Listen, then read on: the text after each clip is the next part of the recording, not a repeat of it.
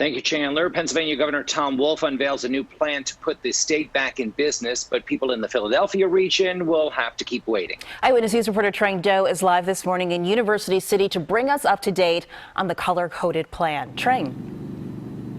Well, Janelle and Jim, the state will not be reopening all at once. Instead, Governor Wolf is implementing a staggered regional approach. What that means is that areas with low case counts will reopen a lot sooner than places like here in Philadelphia.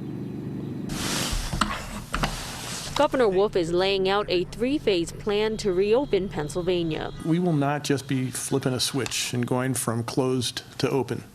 And ultimately, the virus is going to set the timeline, not us. Right now, the entire state is in the red phase, under a stay-at-home order, and only life-sustaining businesses open. The plan is for parts of the state's northwest and north central regions to move into the yellow phase on May 8th.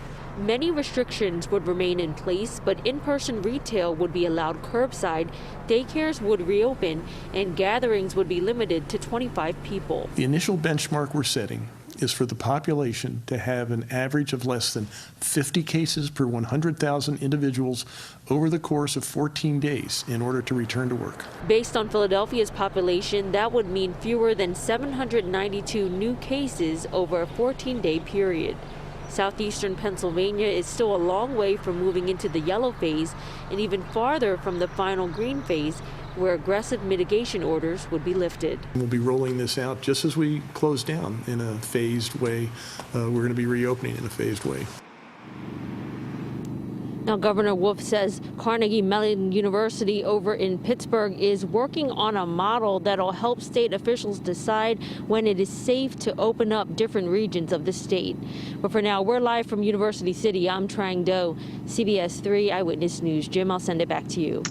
Well, thank you, Trang. All three states are now reporting more cases. Pennsylvania has more than 3,600 testing positive with 1,680 deaths. Cases in New Jersey have topped 95,000 and more than 5,000 people have died. Delaware, meanwhile, has 3,200 cases with 89 deaths. Nationwide, there are more than 842,000 cases, with the number of deaths now exceeding 46,000. Janelle.